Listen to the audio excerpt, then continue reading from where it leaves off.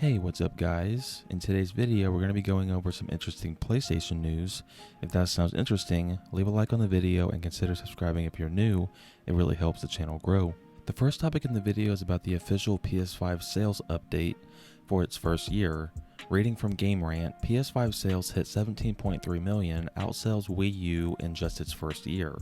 Despite semiconductor chip shortages, the PS5 has managed to sell a solid number of consoles, though it is now trailing behind the PS4. Sony's newest console has spent the last year and some change on the market, selling at record speed despite the semiconductor shortage that has plagued the gaming industry since 2020. Being such a sought-after item, however, has left many would-be PS5 players without a new console and no means of getting one, as it sells out within a matter of seconds after being put on sale. In the face of all of this, Sony has still managed to sell 17.3 million PS5 consoles since November 2020. However, it is no longer the fastest selling PlayStation console, as the PS4 has sold 20.2 million by this same point in time. Sony has reported that sales were down compared to the same Q3 period of its previous fiscal year, wherein it moved 4.5 million PS5 systems. The publisher reckons the chip shortage shows no signs of change within its first fiscal year and that supply issues will continue as they have. However, Sony is assuming that when chips ramp up production again, future quarters will be churning out record sales numbers for PlayStation consoles. Despite sales of PS5 consoles slowing down because of chip shortages, the console did manage to outsell the Wii U's entire lifetime sales in just the span of 1 year, which is impressive for the PS5, not so much for the Wii U. As a result of these sales, Sony has in fact lowered its expectations and overall forecast of PS5 shipments for the next fiscal year to 11.5 million units, down from its previously forecasted 14.8 million. Sony's projections for its first full-year revenue estimates of the company's games and network division also put its expectations at around $1.48 billion in revenue. On the PS4 front, the console has moved 200,000 units during Q3 2021, bringing its lifetime total sales to 116.8 million. 92.7 million games were sold across PS4 and PS5 during Q3, 11.3 million of those games being published by Sony itself. The PS Store recorded its second biggest quarterly revenue earning with the news that 62% of the 92.7 million games sold were digital copies. 111 million people were active during the quarter and each spent on average $42.37. In addition to its quarterly earnings, Sony recently announced its plans to launch at least 10 live service games across PS4 and PS5 by March 2026. No doubt this charge into the live service space will be helped enormously by the purchase of the people over at Bungie, which Sony now owns for $3.6 billion. So yeah, I mean, I know it's not the biggest update, but I've always been interested in the sales of the PS5 because, no matter if the sales of the PS5 increase or if they continue to not, be as high as we expect, I'll always be thinking in the back of my mind, like, if there was never a pandemic, how many PS5s would Sony have been able to sell? The fact that the PS5 is still only like a couple million behind the PS4 in like the first year and a half of its life cycle, and the PS4 launched obviously and there was no pandemic. So we'll probably never know now, because this chip shortage will probably go into at least 2023.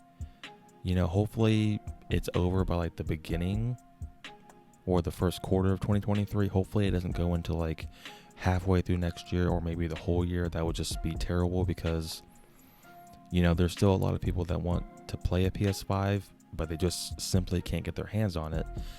So yeah, hopefully this chip shortage gets better, and hopefully the next time we get an update for the sales, hopefully it'll be a higher number than we expected.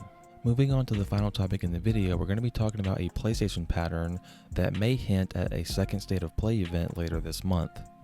Reading from Game Rant, an established PlayStation State of Play pattern could hint that Sony has another event planned for sometime later this month. Following weeks of rumors and speculation, Sony finally confirmed the first PlayStation State of Play event for 2022. However, those hoping for a comprehensive State of Play covering a variety of PlayStation games may have been disappointed to learn that it would focus on upcoming racing game Gran Turismo 7 instead. But if a PlayStation pattern holds true, there may very well be a second State of Play or some other kind of event later this month.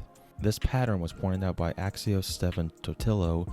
Totillo took to Twitter to point out that Sony hosted a Ratchet & Clank Rift Apart focused State of Play event 2 weeks before Returnal's release date.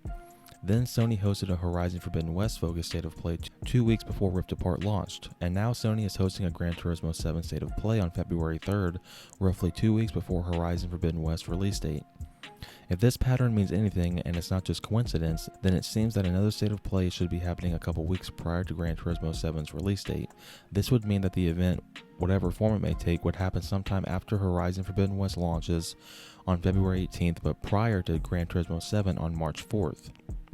Of course, it's entirely possible that this PlayStation State of Play pattern is merely a coincidence, and so fans should keep their expectations in check. However, if a PlayStation State of Play does take place sometime between Horizon Forbidden West and Gran Turismo 7, then there are a few distinct possibilities that come to mind as to which games may be featured. Perhaps the most obvious choice would be the PlayStation 5 console exclusive game Forspoken, as it already has a solid release date for May 24th. However, Forspoken is a Square Enix game, and so far the pattern has focused on PlayStation published titles that are pure PlayStation exclusives. This would potentially also rule out a game like Ghostwire Tokyo from Tango Gameworks and Bethesda, which is scheduled for release at some point this year for PC and PS5. Assuming those games are ruled out, the only thing left really would be God of War Ragnarok, another PlayStation exclusive that's believed to be releasing at some point later this year. Sony hasn't shown a lot of God of War Ragnarok just yet, and if the game is truly going to release in 2022, then it would make sense to pull the curtain back on it sooner rather than later. Even if the pattern is broken this month, PlayStation fans shouldn't get too upset. There's plenty to look forward to these next few months, including the launch of Horizon Forbidden West in a couple of weeks, GT7 in March, Forspoken in May, and more. So yeah, I mean, obviously the State of Play for GT7 happened earlier today, and I'm just going to be honest, I didn't check it out. I kind of forgot that it was happening today, but I mean, now am I expecting Sony to have another State of Play this month? Maybe.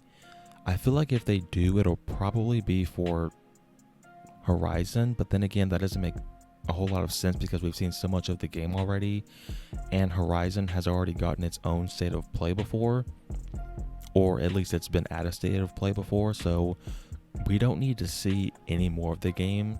You know, like honestly, if there was a dedicated Horizon State of Play event in like a week or whatever, I wouldn't check it out. You know, but like it says in the article, maybe if it takes place like after Forbidden West launches and before GT7, I could see it being about Forspoken, which would be, to me, this is just my thought process on this. To me, that would be disappointing because I'm not really looking forward to Forspoken.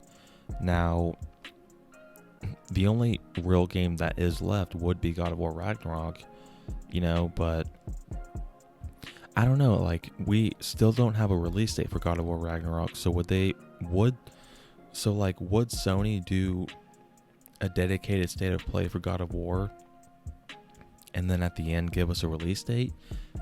I mean, they could. I mean, anything's possible, but I mean, we'll just have to wait and see, you know.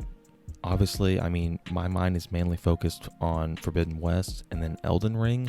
So, I mean, if Sony does have another State of Play this month, or maybe even like a kind of big event, that would be nice. But, I mean, if it doesn't, I mean, I'm not going to care too much. But what do you guys think? Down below, let me know how you feel about Sony maybe holding another State of Play this month, or maybe like a big showcase event. Would you guys be happy for that, or do you feel like February is always stacked enough with Forbidden West and Elden Ring? Thank you guys so much for watching this video. I really appreciate it. If you enjoyed it, drop a like and consider subscribing if you're new by turning on the post notification bell so you don't miss my next upload. Until next time, guys, take care.